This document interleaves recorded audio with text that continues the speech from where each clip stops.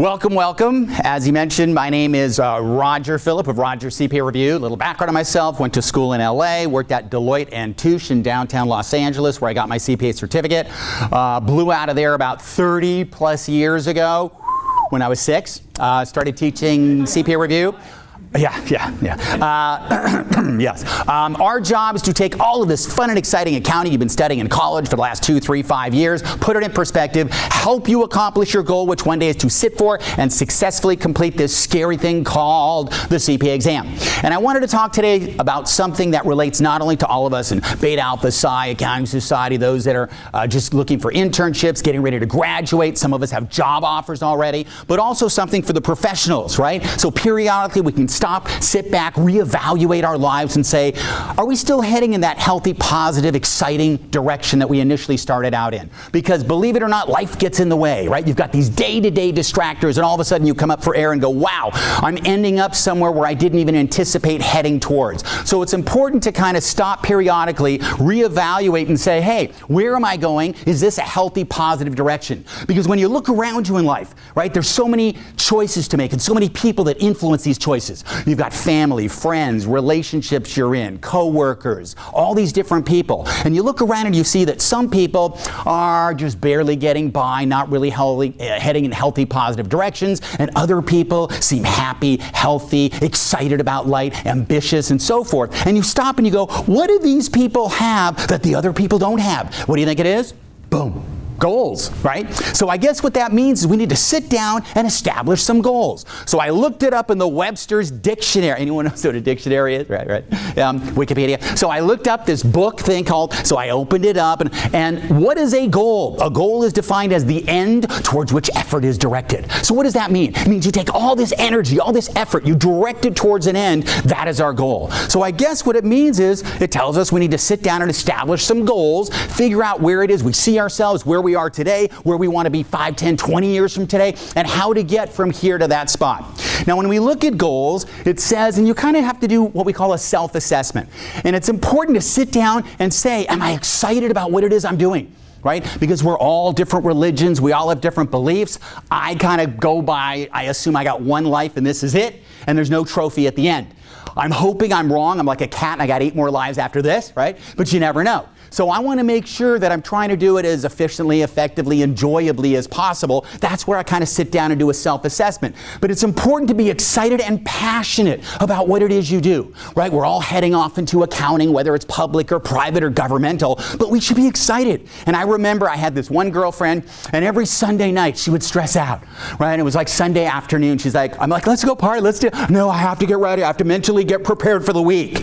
All right? So she would be like Sunday afternoon, the fun stopped, and she got, and then from Monday morning until Friday night, it was work, trying to prove myself, and it was stressful, all right? And then Friday night was, woo, let's party, Saturday fun, Sunday miserable again, okay? That's why she's an ex, okay?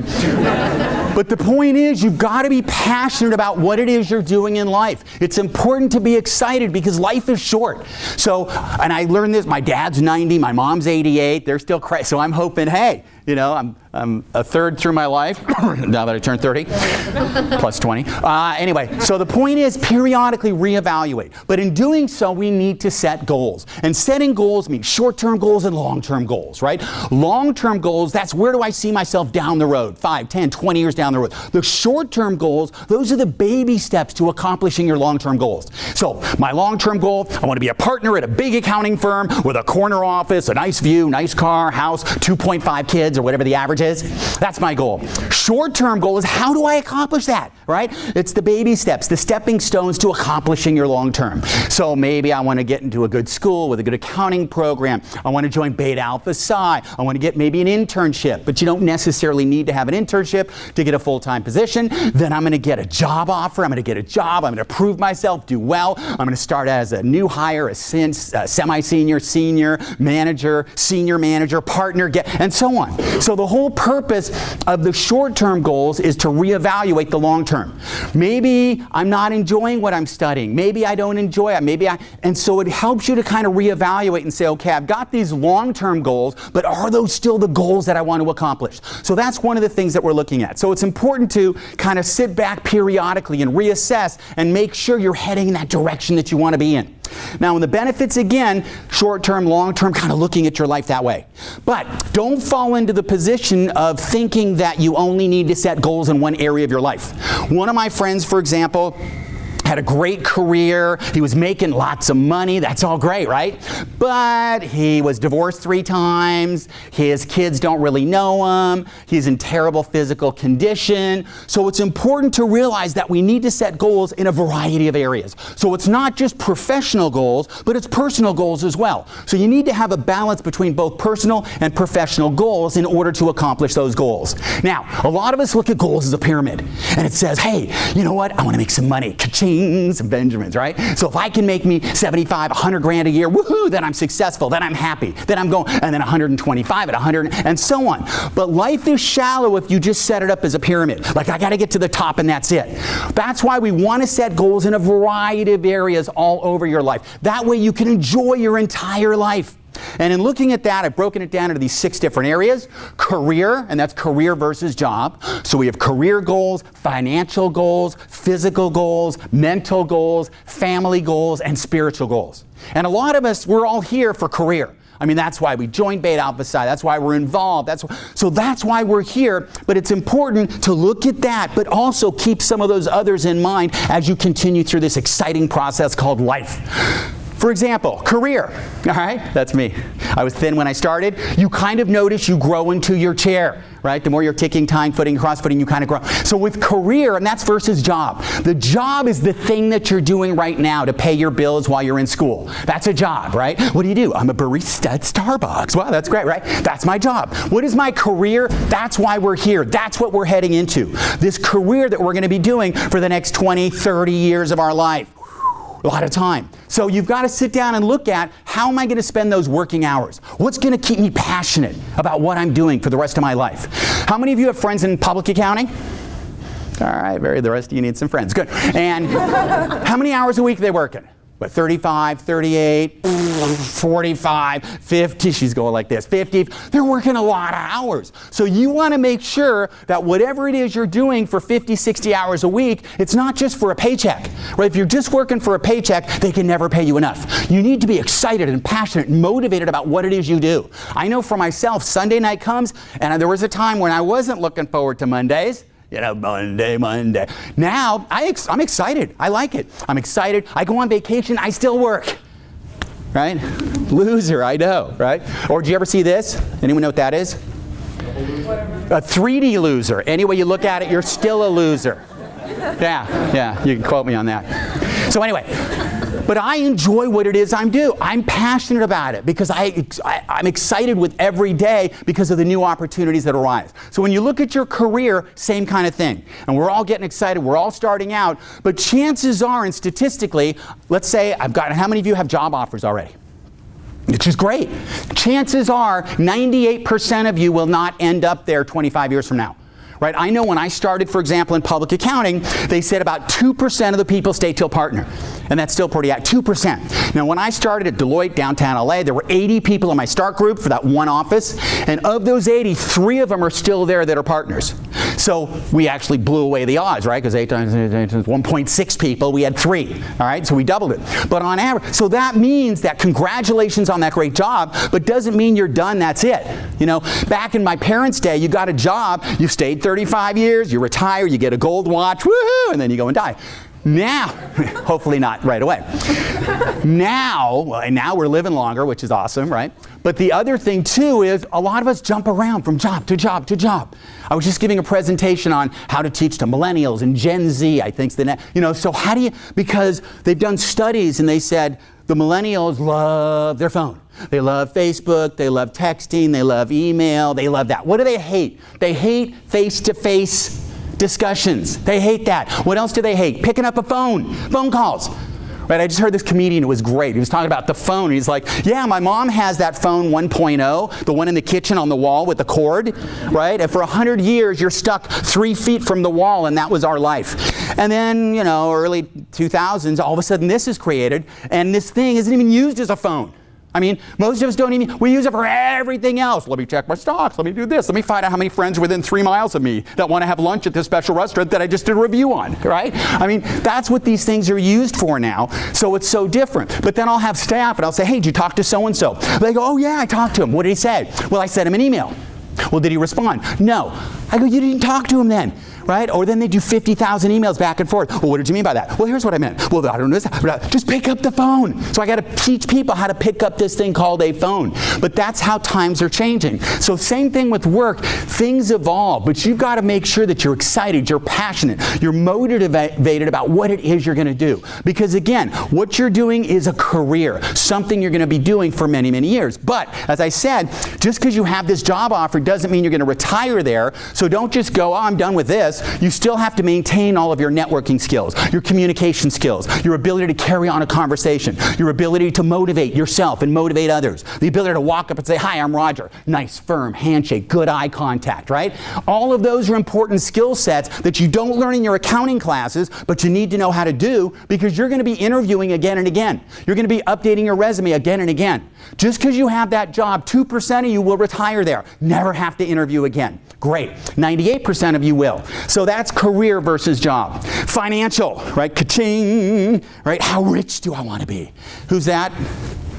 Warren Buffett, right? You got Warren Buffett, you got Mark Zuckerberg, all these people, right? So some of us go, I want to be rich, all right? And for some, you know, I want to be on TMZ or Keeping Up with the Kardashians or whatever the heck, or the old show for us old timers, Lifestyles with the Rich and Famous, right? From way a long time ago. For some of us, rich means I got up in the morning, my car started, I get to go to class, woohoo, right? So it's all relative. But what you have to do is sit down and figure out what kind of lifestyle in life do I want to have? Because as we all learn, cost benefit, right? There's a great benefit, but there's a huge cost to that. So the question is, do I want to spend more time in the office, more time with the family, more time at the gym? So it's all these different things that you have to weigh these benefits, the pros and the cons, to see what's the best fit for you. Now, as far as financial, and I love this, where money shouldn't be the goal, money should be a byproduct. If you're good at what you do, generally speaking, the money will follow. But if you're doing something only for the money, they can't pay you enough. Because I'm miserable, I hate my job.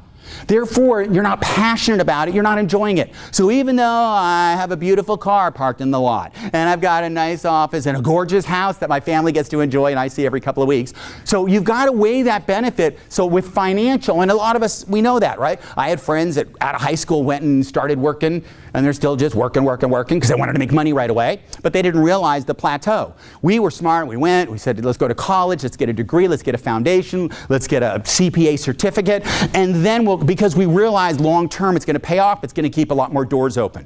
So same kind of thing. That's my philosophy when I was back in career, is I said, I want to stay there, I want to learn, I want to grow as long as I'm, you know, developing and learning. But at some point when you're working and you're just working for a paycheck, then it's time to reevaluate and say, hey, it's time for me to move on. Physical. That was in good shape, huh? Yeah. Conan. So back in the day, I was working out, especially in college, right? I went to the gym, and then I was running from class to class, so it was great. But then all of a sudden you start working. And as I said earlier, you're sitting in that chair all day. And all of a sudden you realize I don't have time. Like I used to go to the gym, and then you do silly, crazy stuff like fall in love and get married. And then you have your kids, your 2.25 kids. I have 3. Then you go and you start a business like I did. And then, and all of a sudden you have no time. So I said, you know what? I need to get back in good physical condition. I work late, I travel late, I get home late, I'm watching infomercials 2, 3 in the morning. So what do you think? What product did I buy to say, you know what? I want to get in better physical condition. So what do you think I purchased to help accomplish my goal? Right, so the Foreman grill, right, so I eat better. Someone said spray on hair, thank you very much, right? Yeah, that's Italian, actually, there was a guy, remember Jack LaLanne, right? I think he died at 150 years old, but he had this juicer. And I'm like, hey, he can live to 150, I'm gonna buy that darn juicer. So I bought the juicer, I bought the carrots, I bought the apple, ground them up, drank it a day or two. You ever try to clean one of those? Forget it, right? So the point is, I didn't keep doing it. But I realized I needed to address that goal because long term, I needed to get back in physical condition. Now, back in the day when I was young and, pumped like you guys, I could just go to the gym, do all this stuff. It was great. Then, every New Year, do you notice all the commercials? Hey, join it, because they know the New Year's resolution is, I got to get rid of this, and I get rid of this, so then you join a gym. So all the gyms in January, come join, special, because it's like an annuity for them. You sign up, you're paying your $29 a month, or my daughter lives in New York, $212 a month, and I'm still paying. But anyway, and all of a sudden you go for a month, and then you get busy again, but you keep paying your dues. So the thing is, I did that. So every New Year's, I'm like, I'm going to go to the gym. So I start going, and then I hurt myself, right, every time. So I'm like, okay, how do I address this goal? Time to hire a trainer. So I hired a trainer, and we spend the first half hour stretching. Dude, how old am I, right? But, when you're your age, you just go work out. It's awesome. Let's go run 12 miles. I played beach volleyball 2 weeks ago. My knees are still killing me. My arm is sore. My wife's like, don't do it anymore or buy more life insurance in yourself, right? The point is, you have to make that a goal. You have to adjust the goal periodically through your life because your life will change. You will change. Mental, what areas do you want to grow in? So with mental goals, for example, I travel a lot. Maybe you want to listen to books on tape or, Sirius FM or Sirius Radio or TED Talks, right? TED Talks are great. You can look for something, you can learn something, and most of us have the attention span of a gnat, so they're about 18 minutes long. I can stay focused for almost 18 minutes if I have my fidget spinner in my hand, right? But the point is that you have to then make it a goal so that you're not just focused on career, and that's it, but you have to have kind of that balanced life. Family. Good looking family, huh? We all have mullets, yeah. So with the family, that has to become a goal as well. Otherwise, you put your head up one day and you go, wow, I got a great career, I'm making a lot of money, I'm 50 years old, and I'm single. And my goal was to have a family. So it's totally up. Do you want a family? Do you not want to have? But it's important. And I have a lot of female friends in their mid to late 30s. And I was listening to Bonnie Raitt, I found love in the nick of time, right? So it's like, about getting old, I want to start a family. Well, it has to become a goal. And I did that myself. My 20s and 30s, I partied, I played, I traveled to 54 countries. And then my late 30s, I go, wow, these dates aren't getting old, I'm getting old, right? My window's shutting. And I knew I wanted to get married, have a family, and do all that. So I had to make it a goal. So instead of going out and partying, because I said, I know I'm going to come up one day, be 55, and I'll be single. And that wasn't my goal. So I had to make a goal, and I wanted to find someone in the same religion, so I started going to these single things, and everyone hates. But it worked. Got married at 41, so I've been married for a week, but yeah. But the point is, I had to make it a goal. And they just did a study as well, and they said that doctors, one of my brother's a doctor, and he's single. We'll talk. So, but they did a study and they said doctors are taking more time off to spend time with their family and their kids because they said, these doctors, they said, I never had someone on their deathbed say, gee, I wish I would have spent more hours in the office. Right? They sit and say, I wish I would have settled down, had a family, traveled, learned other languages, studied philosophy, things like that. So it's something that, again, you have to kind of look at because otherwise that time ticks by. You come up for air and you realize, oh my gosh, time's gone by. So especially a lot of my friends here in LA, that happens a lot. Spirituality, what's important to you? Volunteerism, giving back. Right? At our company, we started something like Accounting for Change or whatever, where we're giving back, and we give our staff a month off, yeah, they wish, a day off, half a day twice a year, to go and volunteer, to give back to society. So my one brother's a doctor, the other brother's a PhD in math education, and he's a big brother, and he also went to the Peace Corps in Africa. And he went there, and he set up a library, and he taught people to read and all this stuff, and caught malaria, right, fun stuff. That wasn't part of his plan. But the point is, I think he was making $500 a month. Now, did it help his career as a PhD? No. Did it help him financially at $500 a month? I don't think so. Right? It's not even a car payment. But it helped him spiritually to kind of grow and to feel more complete in life. And this is kind of one of the things that we find for ourselves as we start to grow and mature. And you go, you know, I don't like my parents, I'm mad at them, I made me go to this and that religion. And then you get older and you go, gee, I want to settle down, I want to have a family, I guess I got to give them some foundation. And what's important for me to feel like I have a balanced life? Because it's not just about ka-ching, ka-ching, ka-ching. You know, it's not he who dies with the most toys wins. No, it's he who dies or she who dies with a fulfilled life. Whatever it is, whatever combination of these goals you put together at different points in your life, that's what makes a successful, exciting, motivating life. So when you look at this, it's important to realize, and we may not want to hear that, but life is not a beer commercial. Right? You ever watch the Super Bowl and they run these beer commercials? And everybody has everything going on. They're young, they're healthy, they're beautiful, they have great careers, they have money, they have family, they have spirituality, they have blah, blah, blah. It's all beautiful. It's not like that in reality. Not for most of us. If it is, and you married the right family, let me know. But for most of us, it's like going to a salad bar, right? You ever gone, I remember the commercials, Sizzler, right? I don't even know if they're still around. But you go to the salad bar and you've got all these great choices. I've got all these great choices, career, financial, spiritual, family, mental, physical, right? And they give you a plate this big. And you go, okay, I think I'll take some career and I'll go to the gym a little. Oh, my plate is full. So the point is, life really is a balancing act. You can't necessarily have it all simultaneously. So in life, you've got to kind of balance it and say, okay, what's important to me now? What's important to me later? Let me adjust it accordingly.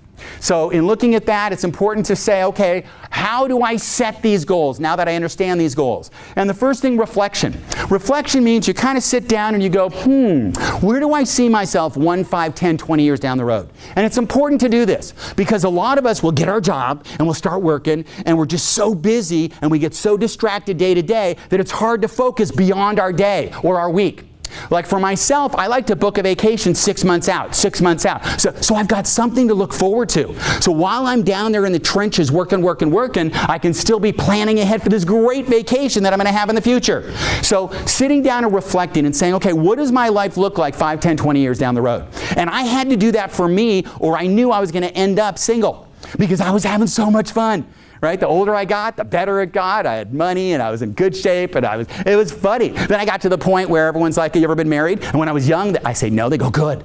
Then I got to the point where they go, you ever been married? I go, no. They go, why not? What's wrong with you? Right? And I'm like, okay, I think I better check out soon. So the point is, reflect down the road and say, where do I see myself? 1, 5, 10 years down the road. That's a great way to start. Crystallization means let's identify what this picture means. So I'm sitting in the office and I'm a partner in a corner office. That's great. So identify what the picture means and figure out. And that's a good way to kind of readjust your goals. My long-term goal was to do this. The short-term goals, well, you get in the short term, but periodically keep looking and evaluating those long-term to make sure that they still sound appealing to you. Because life changes.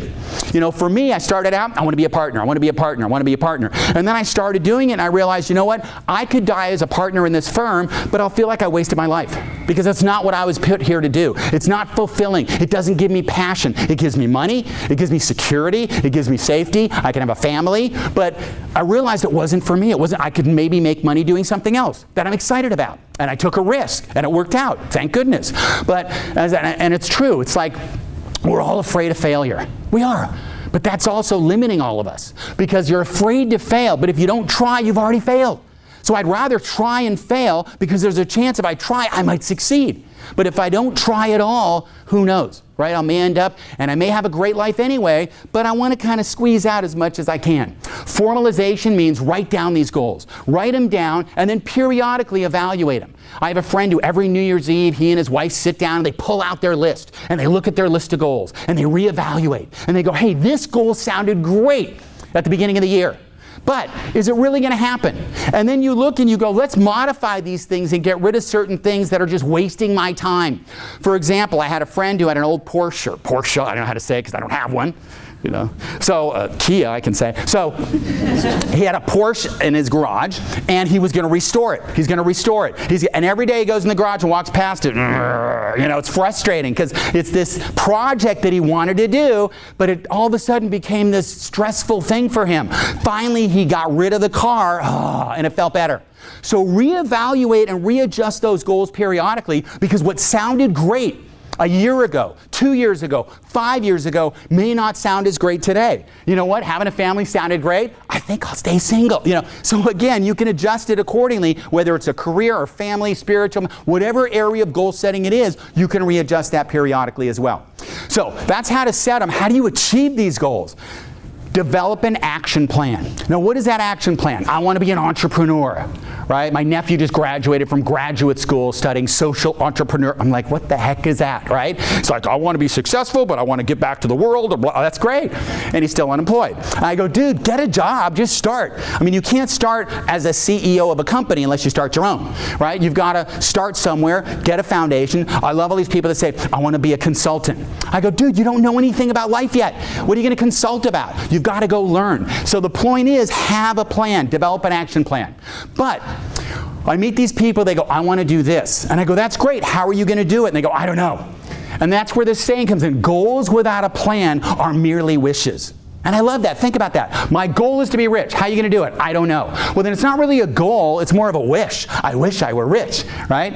So it's important to sit down and develop an action plan and say, okay, how can I get to that end goal? Periodically remind yourself, have a progress report, evaluate a timetable, and as I said, pick these things up, reread them, reevaluate them, and say, hey, I wanted to do this. Does that goal still sound achievable? Does it still excite me? Am I still passionate about accomplishing that goal? If not, it's time to readjust it. Then you've got the use of time savers. Now, as I said with a time saver, what's important about that is we get distracted in day-to-day life. Day-to-day life, you get busy, and all of a sudden you've got all these things to do, all these projects to complete. So how do I do that? A calendar. Like for myself, I have my little phone here, and someone says, hey, can you give a speech here? I go, send me an email, let me check. I don't commit to anything without putting it in here first, because otherwise we overcommit ourselves. So you've got to make sure you have some downtime, you have some balance, but live through that calendar, right? And I remember my daughter, I'd be like, hey, what happened? Well, I forgot. How can you forget? Right? It means you're just not organized. How are you going to be a success in life? You've got, put it in your calendar. There's no reason you should forget. You know, the wife, hey, can you go shopping? I go, yeah, give me 2 items, I'll remember them. If it's more than 2, send me a text, because I'm going to forget, and then I'll get yelled at and sleep in the basement again. Anyway, so a calendar. Workspace. Keep your workspace clean. What does that mean? They did studies and they said at the end of the day, tidy up your desk, tidy up that area, because then when you come in the next day, mentally it starts from a healthier mindset. Because if you walk in the door to clutter, it can be really overwhelming. So it's nice, and it just seems like a simple little thing, but it helps. Technology, as I said, use your smartphone, live by your smartphone, put all that information in there. Don't overcommit to things unless it's put in there. Assistance. And this was hard for me because when I was in college, every penny counted. Ka-ching, ka-ching. I changed my own oil. I did my own laundry. I did all these things. Then all of a sudden, I was, making a whopping, I think when I started in public, I was making $20,000 a year. Right? So I had a lot of people that wanted me for my money. But anyway, so 20 grand a year. But I realized, you know what? I think I need to outsource. I started paying someone to change my oil for $19.95. I started dropping off my laundry, and I would pick it up in a really pretty blue bag, folded and taped together. And I started doing that when I started working in public. So I realized cost benefit. You know what? There's certain activities that maybe it's not worth my time anymore, because the more I do this, the less time I have to accomplish some of those other goals, or spend time with friends, or volunteer, or give back. So that's where you've got to kind of make that choice. Lists. I'm Mr. List. Like, I've got all these errands to run, but I got to write them all out, and then I number them to figure out which way traffic's going so I can go the opposite way. And my wife hates me about it, but I'm like, come on, hurry, we can make that yellow light. It'll save me 2 minutes here. That 2 minutes gets added up. All of a sudden, I have an extra 30 minutes at the end of the day. I can watch TMZ, which only takes 22 minutes if you fast forward the commercials. Shut up, right? So it seems silly, but those little things add up. All of a sudden, I got an extra half hour, 45 minutes a day because of the little time savers I made throughout the day. It's a little annoying to hang out with me, but it's really efficient. Now, accomplishing these goals, setting these goals, how do I build that, especially today as we're focusing in on our careers, because that's what we're really here to look at. The first thing is building a network. I mean, that's what we've all done by joining Beta Alpha Psi, becoming officers, getting to meet the right people. And they've done studies. They said 80% of the people get their jobs based on connections. And in life, it's true. It's not always what you know, but who you know. And it's really important to remember that. The other thing I like to let people realize is you never get a second chance to make a good first impression. Think about that. You never get a second chance to make, so when you go to an event like Meet the Firms, and you're walking up, hey, there's the recruiter, hey, how you doing? Yeah, I'd love to get a job and work for you. Yeah, I'd be, you know, and all that picture is in their head forever. I don't care if you have a 4.2 GPA, right? We all know these people. We all hate these people, right? They ruin the curve. That's not enough, but you've got to have a balanced life. You've got to have, so it's important to make a good first impression. It's important to go out of your way and kind of look at yourself and say, does this look right? Is this the impression I want to give? Because again, it's not always what you know, but it's who you know as well. With networking, what is it? Making connections as to further your career. And these are things that you don't learn in class, in school. But you learn it by joining Beta Alpha Psi, by getting out there in the world, by going on interviews, by going and getting an internship, by going to tours, firm tours. All of these are great things that help you. So how do I stay involved? One way, even if you graduate, is stay involved by getting involved with, again, things like the state societies, right? All the state societies are there. They have professional chapters, student chapters. It's a great way to network. It's a great way to meet people. And especially if you're keeping in mind the fact that 98% of you that start with your first job will not end up at that job. 98% of you will get a job interview, be really impressive. And then what? All of a sudden, you're unemployed again, whether it's your choice or their choice. So realize that I want to start building that network. Start early. Go to the state society things. Mentoring, giving back while you're in school, attending Meet the Firms, set up a mentoring program. We did that at my school, where the new people that were just joining Accounting Society or Beta Alpha Psi, they're like, what's Meet the Firms? What should I do? Am I just supposed to go and get a bag with a bunch of free junk? Because that's what Meet the Firms is for most of us. We go, we get a free bag, and then you go trick or treat. You just start throwing junk in that bag. I got a squeezy ball. I got a cool calculator. I got some candy that's sticky because it's been sitting in my room for 4 months. I got a highlighter that's dried up. No, you're there to mingle. You're there to learn how to work a room. You're there to schmooze. These are skills that are invaluable. You will need them forever. But what's great is giving back and saying, hey, let me mentor someone and take them around at Meet the Firms so they can understand how to work the event. Plus, it looks great for you. Plus, 6 months from now, you may quit that other job you had, and you may be, and these are all great people that you've met. As I said, it's not always what you know, but who you know, and you're going to meet them in a variety of areas. Firm tours, banquets, giving presentations, right? I'll travel around and talk about careers in accounting, public versus private versus government, all these are things you can all do, which is giving back. It feels good, part of that spirituality volunteering, but it also is great to build that network of people that you might need. Teaching, VITA, volunteer income tax assistance, I did that when I was in school, and then the next year I was a supervisor, and it was cool. It looked good on a resume, but it also helped me, because I remember mom and dad are always like, we're paying how much for school? What are you getting? Great, can you help me with my taxes? And you're like, Mom, I'm an auditor. I don't know anything about tax. I can do it easy, right? 5 lines. Well, this was a great way for me to learn about taxes by volunteering with VITA. So it's not only you giving to the society, to the community, giving back, but it's you getting some value as well, which looks good on your resume, but also helps you with mom and dad at Thanksgiving. Increasing career opportunities, again, active involvement in organizations, cultivating an instructor network. And I know all of us officers were close with the faculty advisors, but I would also make sure I got close with all the different faculty, because you never know who they know, which is great. And chances are I'm going to get that job, but I may not end up at that job. So let me find out. So it's not always what you know, but who you know. So I'm going to go, and I would go into the faculty advisor's office, or I would go into the other faculty and go to their office hours and talk to them, and brown nose, and I would learn all. But then when they would get to know me, so that way, if I needed help, they were there to assist me down the road, which was awesome. Effective networking, making a good first impression. And as I said, how do I make that good first impression? Hi, I'm Roger. Good firm handshake, good eye contact. Remember, it's not a staring contest, right? Ooh, you blinked, you lose, right? But you also want a good firm handshake. Have you ever shaken someone's hands like, hi, I'm Roger, I'm really self-confident, and you got that dead fish? Ugh. Right? Or they got that sweaty hand. Hi, I'm Raj. Nice, and you slide right off, right? So when I would go to events, I would always have a beverage in my hand.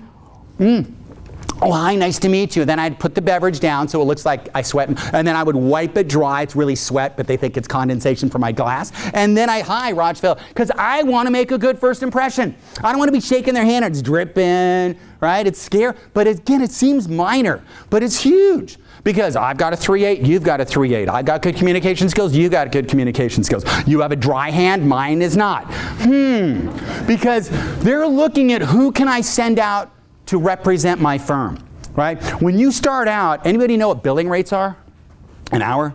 How much? Billing rates isn't the number. Yeah, like what do they bill you out at? Like when you graduate college and you just graduate, like we're all so excited, I got a job, woohoo, right? I'm good. And then they go, what do you remember from school? I don't remember nothing, right?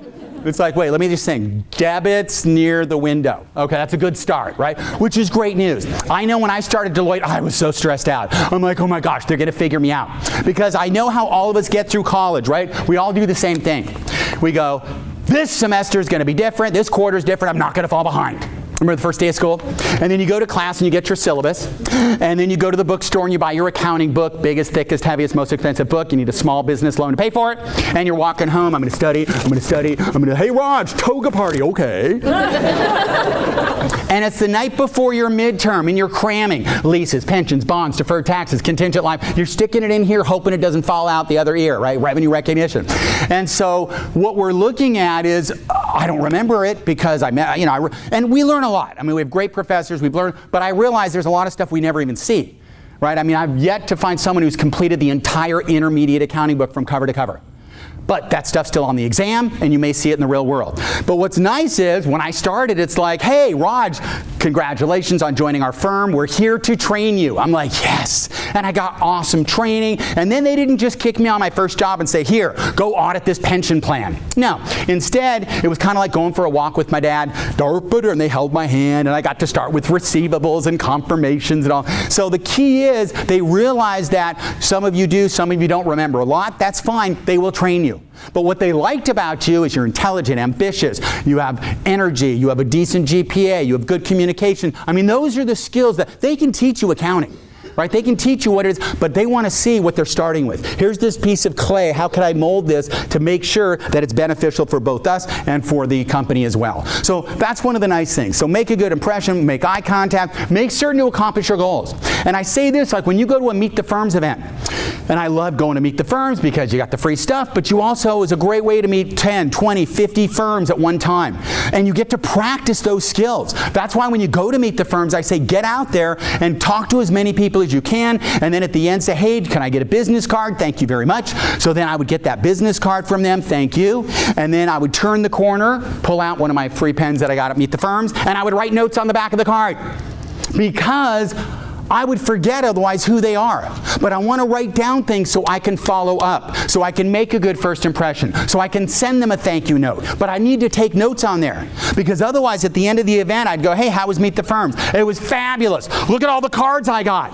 I'm like, that's great. Who are these people? I have no idea. Right? You've probably all done that, where you go to Meet the Firms and you collect all these cards, but I don't remember who they are. So I would sit and turn into, now you're not like taking, you're not like a police officer. So how long you been at the firm? What department are you in? Why'd you choose that department? Are you happy with the firm? Do you think you're going to retire at the firm? Okay, great. Who do I send my resume to? So you're not just taking dictation, but you're following up, you're communicating, and you're building that network, which you may or may never need again, because maybe you'll end up at that career, at that firm forever, maybe you won't. But leave with a positive feeling. Also, be careful with social media. And I know you keep hearing this, but you keep seeing all this stuff. Hey, what did so-and-so's son say? The president's son said, oh, let's follow up on all those texts and emails that he tried to delete. Let's go find. So everything you do follows you for the rest of your life. I'm fortunate. The silly stuff I did 30 years ago is gone. Okay, so that's awesome. But for you, everything, you step out that door of your house, and you're, well, even some of the freebies here. I saw one where you can put on your computer to cover up the camera, because who knows who's filming what, right? I have a lot of people that do that. I put the tape over that camera because they don't. So everything, assume everything you're doing is going to be there forever. So you should live that way anyway, you know, but it's time to kind of grow up. It's time to make sure your resume looks good. It's time to make sure your Facebook looks good. It's not like, hey, what's Raj doing on the weekend? Upside down margaritas, right? Maybe that's great and fun, but it's also, you know, hey, if you do use this thing called a phone still, maybe it's time to update your message. Hey, you've reached Raj, I'm not in, baby got back, baby got back, baby. You know, so make it more professional, because that's what you're stepping into, a very, very professional industry. So it's important to keep that in mind. Be careful with social media.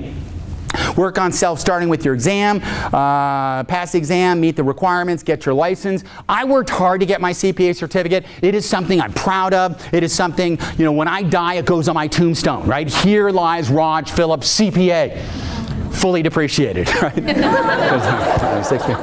But the point is, I worked hard for this thing. So I want to make, but the same thing that you need to do, because that, for you, is a goal which relates to your career. Now, keeping your options open. And I know for myself, when I was in college, it's like, where do you want to work? I want to work at a Big Four. I want to work at a Big Four. How many want to work at a Big Four?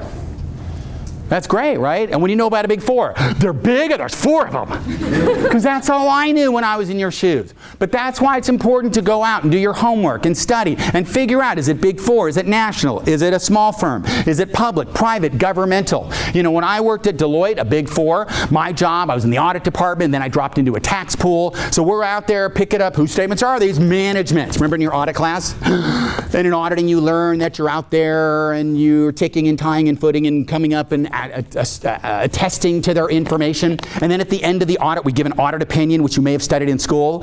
In our opinion, the statements referred to above presents fairly in all material respects financial position of XO 1231 to 1 the results of its operations and conformity with U.S. GAAP. Okay? I was single for a long time. So what is GAAP? Generally accepted accounting principles, right? Or applicable financial reporting framework. So GAAP, FIFO, LIFO, weighted average, moving average, dollar value. So that's what we're doing. That's what I did in public. So my job is to go out there, get their information, and then at the end of the audit, give an opinion. So we're doing audits, reviews, compilations. We're doing things like maybe you're the assurance services, consulting. Maybe you're in the tax department. So all of these are different options. Generally, if you're in audit, you're traveling a lot. You go from a client to a client to a client. If you're in tax, you might be in the office more. So that's public. So everyone says, oh, you're an accounting student. Oh, you must have a really good personality. Dude, we do have to we have to have communication skills, right? Because part of your job is dealing with obtaining sufficient, appropriate audit evidence to corroborate the changes in the balances. That's called professional skepticism. Question and doubt everything, right? That's what we do for a living. The problem is I carry that home with me, right? I'm like, honey, I'm home. Honey, I missed you. How do I know you missed me? I need sufficient, appropriate audit evidence to corroborate the fact that you love me. That's called professional skepticism. That's what I used in auditing. That's what I use in everyday life. Private accounting, that's when you work within the firm. I work at Walmart, right? My friend works at Fox Studios. Another one works at CBS. Entertainment Tonight, right? And she's a director of finance or something, or VP of, and so their job is to go and, work in the accounting or the controller's department and so forth. So they're working internally within the firm. So they're there at the same place every day, same people. It's hard to move up until someone else moves up or out. What's cool about that? Stock options. Right, I have a friend who works at Facebook, director of tax, right place, right time. Okay, they got a $6 million house in San Francisco, $8 million house in Tahoe. Jealous? Yes. Okay, but the point is that couldn't come out of public because can you own stock in your client? No direct financial interest, no material indirect financial interest, no. So that's the thing where you can't have that, but by going into private, all of a sudden, that's great. And some of the companies survive and do great, and Snapchat maybe not. So that's and then you've got governmental. I have students that work at the Franchise Tax Board, DCAA, the Foreign Contract Audit Agency, the IRS, the FBI, right? She does forensic accounting. So one of my friends at the FBI, what's cool about it, average work week's 38 hours a week. Anytime there's a holiday, they get the day off. They get a great pension plan. They're not going to make $1 million a year like a partner at a big firm, but they're going to have a balanced life. Maybe they're going to get to go and coach the Little League. Maybe they're going to. So when you think of all those goals, all of these options give you different choices. And I've met lots of people that were partners at huge firms, had a great career, and then later in their life become professors because they realize I want to balance that life. So just because you start with that first job, you may or may not retire from that company, but keep that balance going. But what's cool about government as well, the balanced life, the other thing, one of my friends, he gets to carry a gun on his ankle. Right? That's kind of sexy, right? Hey, can I buy you a drink? Right? And you got that gun right there. That's sexy. When I worked at Deloitte for years, they never issued me a weapon. Right? Freeze, I need your general ledger now. Kill shot, you know. But the point is, all of you starting here can go in any direction you want. Is it public? Is it private? Is it governmental? Do I want to start in one area and jump to another? That's fine too. Do I want to start in one area, jump and become an entrepreneur like I did?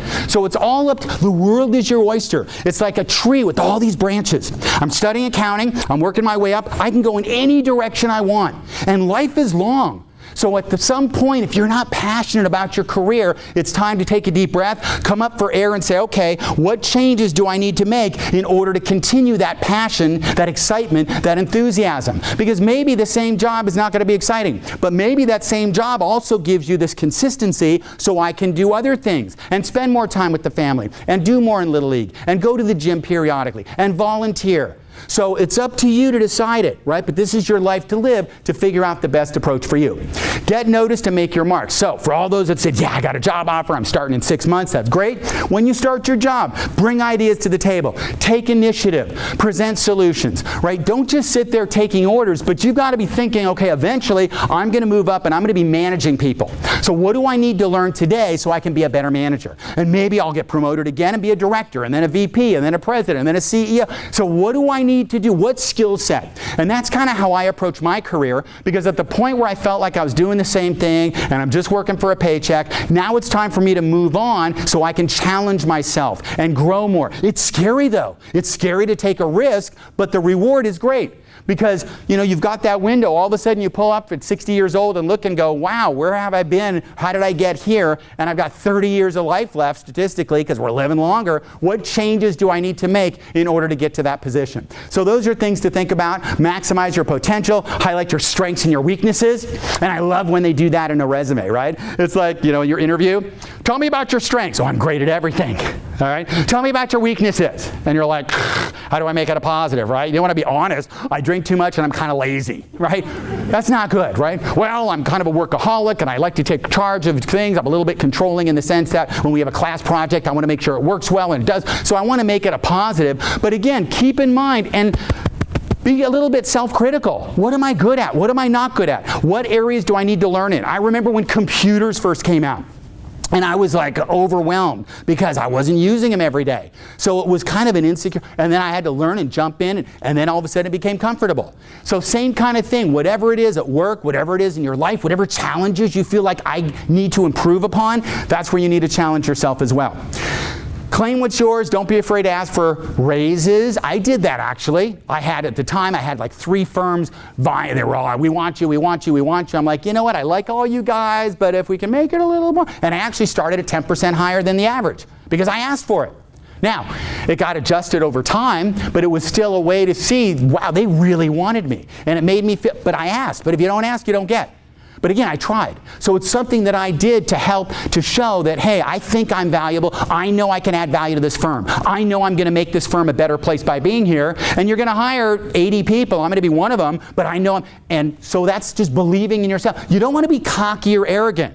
But you want to be self-confident because you know what your great skill set is. We're all unique individuals. It's finding what is your uniqueness and how can I get the most value out of that? How can I add the most to the firm? How can I add the most to my family? How can I add the most to whatever? Volunteering? What can I do in order to make sure? Solicit feedback. This is hard, right? Nobody likes criticism. And there's people out there that are mean. All right, I watch all these likes, dislike, right? It's like that's everyone's life now. I got a little 6-year-old kid and a 9-year-old kid, and you know, hey, they make these little videos. They put, hey, I've got 12 likes. That's great, right? Wait till someone hates you, right? And then you feel terrible at yourself, and then I got to spend 10 grand in therapy to fix it. But the point is, solicit feedback because I want to learn and grow. Right? I'm open to it, and I take it with a grain of salt, right? I put myself out there. I've got a YouTube channel and YouTube videos and all these great things, and there's people that love you, and there's people that are never going to love you.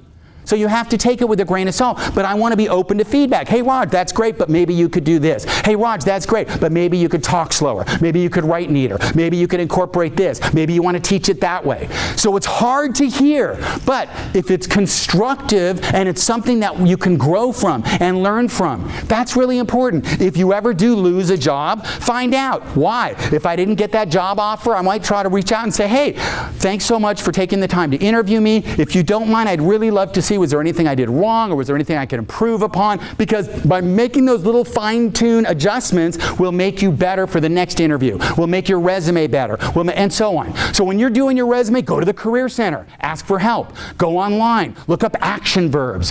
He developed, created, implemented, designed, managed. Those are the words you want to put in your resume, you want to sprinkle through. Those are the words you want to use on your interviews, just sprinkle through, to show that you're not just a passive person sitting there collecting a check, but you're ambitious, you're driven, you're focused, you're excited, you're someone to work with, you're someone who's going to be at the top of the chain at the end, right? But right now I'm just starting at the bottom. I'm here to learn. So use criticism to your advantage. Continue learning, challenging yourself. One of the nice things with the firms is they will give you CPE or CE, continuing education. Right? And that's one of the nice things. We need 80 hours of CPE to keep your CPA certificate active, a minimum of 20 hours a year, at least in my state. So I need 20 hours a year minimum and 80 hours every 2 years. So that's something that the firms will generally give you. If they don't give it to you, there's plenty of it, live CPE or CE, there's online all over and so on. But it's a way to keep your skill set up to date. And it's really important, and that's why they do that. You know, I get a lot for teaching and writing material and all that, but it's important for you to keep that up as well. You know, if you let that CPA certificate lapse for 5 years, all of a sudden you may have to take the exam again or make up 100 and some odd hours. So you want to make sure you stay on top of that. So your future is yours to create, right? What it basically says is set goals in a variety of areas. And it's not just about career. It's not just about money. It's about a whole combination of areas, right? Whether it's career, financial, family, spiritual, mental, physical. All of these areas kind of make a complete life. You can't necessarily have it all simultaneously, but you've got to work on it step by step by step. Set up a network. Mark your calendar.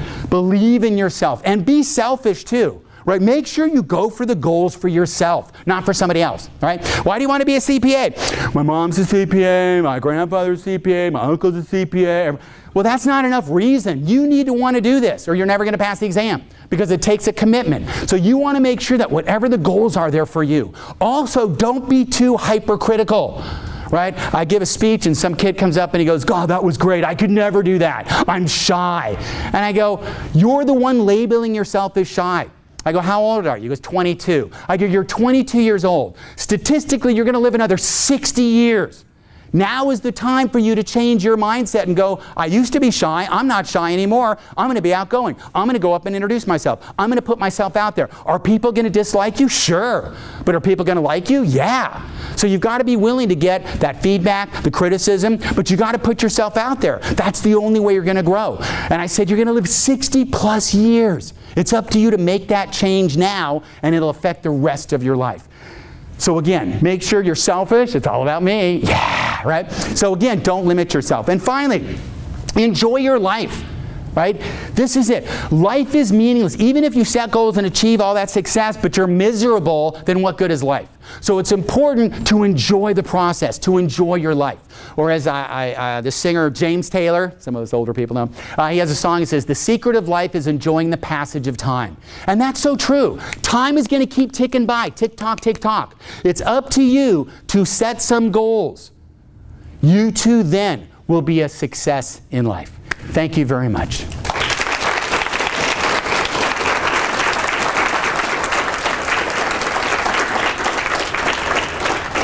Are there any questions, comments? Also, really briefly, if any of you want me or some representative to come out to your campus sometime and give a presentation like this or about careers or anything, networking, resume writing, interviewing, let us know afterwards and you can put your name on a list and we will come out, or you can collect one of our cards. But I travel all over the country and try to motivate kids of tomorrow, the leaders of tomorrow. Any questions on anything I did or did not talk about? Anything at all? Wow, I answered everything. That's awesome. Yes, ma'am. Could you share maybe what the number one mistake is that we make when goal setting? The number one mistake we make when goal setting, I would say quite often, is not really setting goals or setting unrealistic goals or setting, like I said, making a goal without a plan. Because, hey, my goal is to be a CPA. That's great. Well, how are you going to do this? What do you know, all of a sudden, oh, I need all these classes to sit for the exam. I didn't know that. I didn't do my homework. I didn't do my research. I started this up this branch of the tree, but I didn't really research it. Also, not believing in yourself. I mean, that's part of, we all have limitations. That's great. So you want to be realistic and go, okay, I'm never going to be a really good basketball player because I'm 5'3". Okay, although there's people that are 5'6" and awesome, right? And there's football players that are, so you've got to kind of, realize what your limitations are, but then figure out, okay, we all have limitations, but what skill set do I have? What is my uniqueness? Because, and that's the scary thing with Facebook Live now. Everyone thinks I can be famous in 2 seconds if I do the right thing, and then they do crazy stuff and end up dead. So the point is that it takes time. You can't, like my nephew, he can't just become a consultant when he's 22 with no life experience and has nothing to consult about. So, I started at the bottom. You start in the mailroom. You work your way up. But you got to put in your time. Part of it, too, is being patient. Right? We're all impatient. I want it now. I want it now. I want it yesterday. Well, it takes some time. But as I said earlier, when I had a job and I felt like, you know what? I'm just working for a paycheck. Life's too short. I mean, like I said, people always ask me, why did you leave public accounting? And as I said earlier, it wasn't my passion. I started it, great foundation, good start, and what I learned there helps me today to run a better business. I've got over 60 employees in 5 countries and all that, and I built that from the knowledge that I learned by starting and spending a couple of years in public accounting. But I stopped every so often and said, am I passionate about it? Is this me? And again, I have friends that are partners that love it. It was their passion. But I was trying to put myself into a peg, a square that wasn't me. And so it's important to also be realistic. That was a long answer, but anyway. Yes, anything else? Yes, ma'am. What strategies do you use to bounce back from a setback? You have a goal and it didn't work out. So the question is, what do I do to bounce back from a setback? And these happen, right? And that's why I have a great wife, because we think differently, right? I see change, I'm like, right? I'm a CPA, I want consistency. Right, PYGL, same as last year, right? So I want that, and she's more artistic and goes, oh, that's fine, yeah, blah, blah, this is good, this is great, we can, So for me, it's having a good support system to kind of still, stop, sit back, mourn it for a minute. So let yourself feel whatever you need to feel, so I can go, oh, that was a failure. And then go, okay, let me learn from it. What can I do? How can I change it? Can I still continue up the branch of the tree? Or am I just being unrealistic and it's time to reconsider a different branch? But also having a good support system. Same thing in my business. I have friends around me that own their own companies, and we'll talk and I'll say, hey, have you ever had this problem? Have you ever had that problem? And I get emails all the time from people that have organizations that want, to make money to get us to join like this board of directors and groups where you can all get together. So especially if you're like an entrepreneur and you're on your own, it's a great way to get with people to figure out the things they did right, where they buy their insurance and what kind of issues they had. So you're not just on your own. So it's also having a good support system, whether it's your own business, whether it's family or friends, so that kind of stuff. But it's going to happen. You're going to have failures. And I said that when my wife and I started this company. I said, as long as we don't make a big mistake, we'll be fine. So we started the company, all great. A year into the company, I'm out doing marketing. I think I was at San Luis Obispo. And all of a sudden, I get a phone call and they go, our website's gone. I go, what? And I didn't know. We bought the domain name for a year. And then they sent us renewals, but it went to her email at her old job. And I'm like, oh my gosh, right? I thought, luckily they saved it for us. We got it back up and set it up for the rest of our lives. But, that was setting up domain names 20 years ago when no one knew what it was. So I thought, oh my gosh, that's a big, but again, we're all going to make mistakes. Hopefully we can bounce back, but also take calculated risks, right? Don't be unnecessarily, too careless, because that's important too. Other questions? Yes, sir. What motivates you personally on a day-to-day basis? Caffeine? No, just kidding. Mountain Dew, right? All my videos, Mountain Dew. No, what motivates me on a personal basis day to day? Looking at the big picture. You know, like I said, I book a trip. We're going to Mexico for Thanksgiving. Woohoo, right? That keeps me, that's November, right? And we're here months before. So things like that. Day to day, there's stuff I love doing. There's stuff we don't love doing. And you'll notice this in life. The stuff you love doing, you jump right in. And the stuff you don't like doing, you put off and put off and put off. And it stresses you out and it grows and grows and grows and grows. You just got to jump in and do it, you know? And so I think on a day-to-day basis, it's keeping perspective. You know, I got little kids and I look forward to this, and then I'll make a plan. Okay, on Saturday I'm going to do this with you. It's Monday and I know I'm going to be at the office every night late this week, but you know what? I'm looking forward to Saturday. So I've got short-term goals, and then the long term is 6 months, a year, 5 years down plans. And then you got the big picture, like, hey, one day we'll retire and we'll have all this. So again, that's kind of what keeps me excited, but also enjoying what I'm doing day to day. I mean, for me, the reason I love doing what I'm doing is I'm helping you accomplish your goal, which makes me feel like my life has value. Like for me, it gives me a reason to get up. You know, that's why teaching is such a great profession, because we're giving back. We're helping people accomplish their goals. And I come from a family. My uncle was a PhD, a Harvard professor in psychology. Another one's a PhD in physics. My brother's a PhD in math education. So it kind of in my blood, where I just love, you know, my genes, my genetic makeup is I love to give back, I love to teach. Your job is to find that for you. It doesn't mean I couldn't have been great at other things, but I found something that fit well with me and makes my life feel good and complete. And again, it doesn't happen unless you plan it, because I could have easily ended up single and having a great time. But I knew long term that wasn't my goal. So you've got to readjust it periodically. Other questions? All right, well again, thank you very much for your time. You've chosen an awesome career. Good luck and have a great life. Thank you.